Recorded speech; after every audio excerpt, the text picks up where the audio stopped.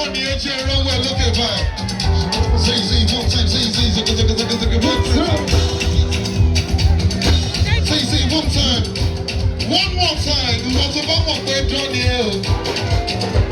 Eba mi foot on line. Eba mi foot on line.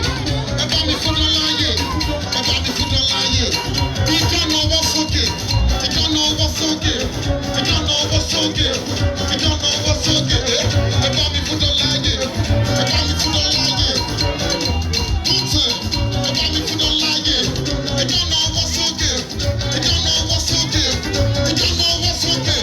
When they do the doctors of any cup, I will go cover.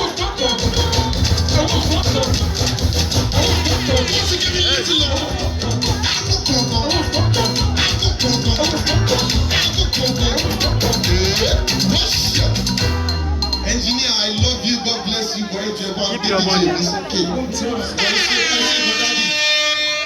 Daddy, my